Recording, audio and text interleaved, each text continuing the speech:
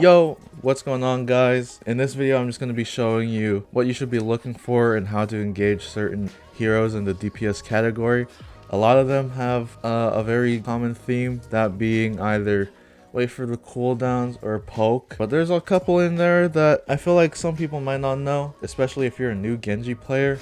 I waited a little bit longer for this video to come out because I was waiting for the Genji nerfs. He's still playable, but you're going to be reloading a lot more and you're going to have to work a lot more for your kills.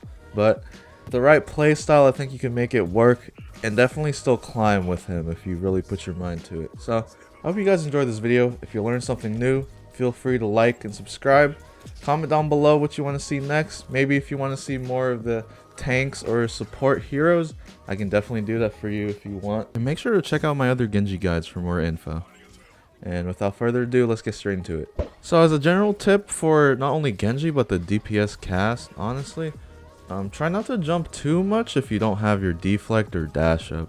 And the reason why is because when you're jumping, you can only really come down, so it makes it really easy to predict where you're gonna go. And people like Widowmaker and Hanzo have a really easy time lining up a headshot on you, and we obviously don't want to die. So when you do have deflect up, try to time it so that when you are dropping, you hit the deflect and you can hit the enemy with their own fire as well. So basically, in the end, try not to use your jump all the time. If you don't have your cooldowns, try to strafe a little more instead. So when it comes to Ashe, it's really that coach gun. They can give you a problem, and the dynamite. Try to engage her when she doesn't have that online, or if you can still get close to her while you have deflect still. They'll either panic coach gun, or they're gonna be scared to shoot your deflect, so you can cancel it early and just get a clean shot on her. When it comes to Bastion, there isn't really much to it. I would say just poke at him until he's got a decently low on health, and then dash at him, get in his face, and then deflect, cancel it when he stops shooting, and then that's your moment to chuck shurikens at him and hopefully kill him by then. On your 1v1ing cast, it's really all about the sticky bomb. You want to see that gone before you fully commit on him, or else he's just going to stick you and kill you every single time. Try to incorporate strafes on him since he does have a pretty decent amount of burst damage on you. And try to bait out that sticky bomb using deflect, or if he doesn't throw it, I would just disengage. The sticky bomb does quite a bit of damage, but once you see that it's gone, it's pretty easy to kill, and you should have it from there hopefully. I'm just gonna group this together, Echo and Pharah. Generally, they're not really your job, but something you can do is put some pressure though on them at least. Dashing at them in the air, but save your double jump so that you have some extra air time. You can do this with blade as well, so just dash, don't double jump, dash at them, chuck shurikens, double jump, then you can have some extra air time. It should put some pressure on them so that they're kind of not shooting your teammates and we're focused on the guy shooting them. Echo is a pretty hard counter, I would say, to Genji, especially with that laser beam and long range poke.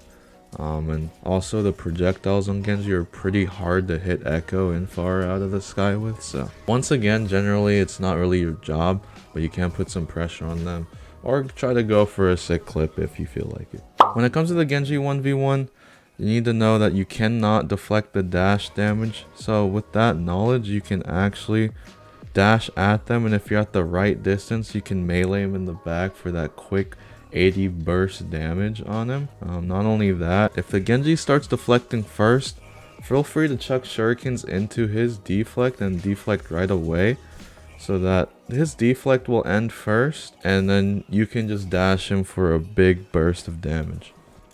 So like I said in the beginning of the video, a lot of it also relates to Hanzo. Try not to jump around him because it just makes it a really easy time for him. He is most of the time not a threat when he's already shot the arrow and doesn't have a charge shot, so that is your opportunity to fully engage on him. If he does have storm arrows, I would try to play cover or wait till they run out, and then that is probably your best time to kill him. There isn't really much to Junkrat. Really just poke at him until he's low and then finish him off with a dash. But remember, even if you deflect, Junkrats can detonate the concussion mine before it hits your deflect, so just be aware of that. When it comes to Mei, I know it sounds really simple, but keep your distance from her blast. She can't really do anything to you from afar other than like her icicles, but it's pretty hard to hit those. So but not only that, average Mei players, I guess, tend to wait for their whole icicle so they get the max amount of health. But if you time it right, you can get some easy burst damage on the Mei if they wait out the whole thing. When it comes to Reaper, once again, keep your distance from him and try to poke him out to force out that Wraith. Once that Wraith is gone, he's the most vulnerable, and you can probably go for him and just kill him, coordinate with your team. But not only that, when he does his shadow step, there's that small window that he's not vulnerable, and once you learn the timing, you can do some heavy burst damage on him. But if you don't get the timing right, don't worry, you at least force his Wraith, and then he won't have it, and this is your opportunity to try and kill him. So when it comes to Sojourn, really, once again, you want to wait till she uses the E or Disruptor, as well as the Slide, just because she is such a mobile hero.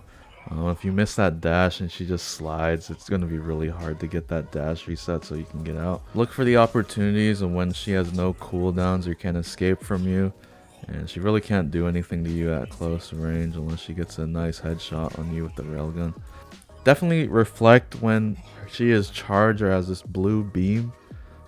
Just to kind of tell when she's at 100, it's like really bright blues. Yeah, keep an eye out for that.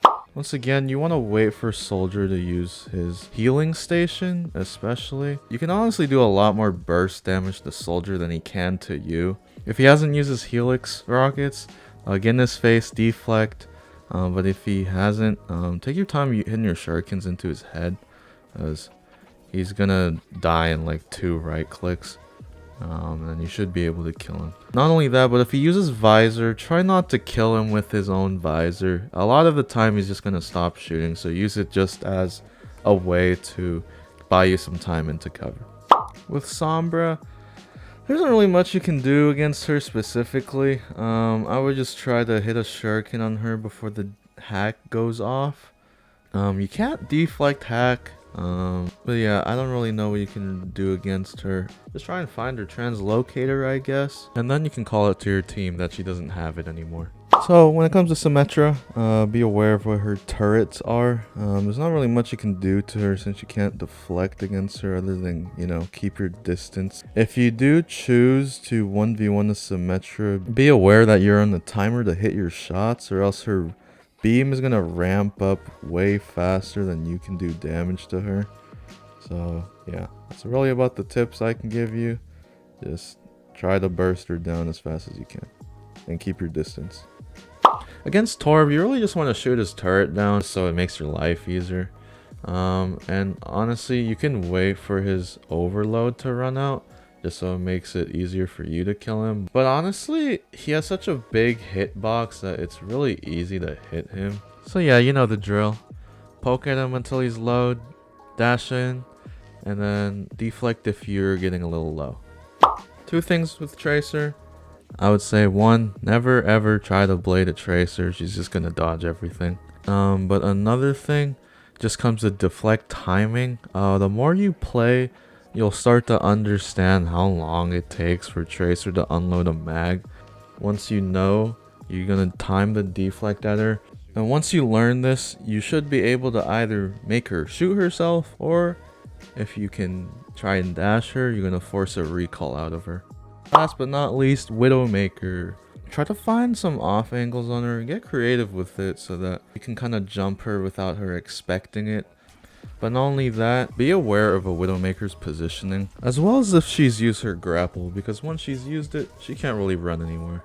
Try to act like you're not looking at her and deflect at the right time, so that she'll shoot into your deflect and either kill herself or she won't have a charge shot for a short amount of time. Say you don't have deflect available, and if you have full health and you want to just tank a body shot or something like that, you can turn around and you can do either just looking down or you can actually say hello or do the hello emote on Genji.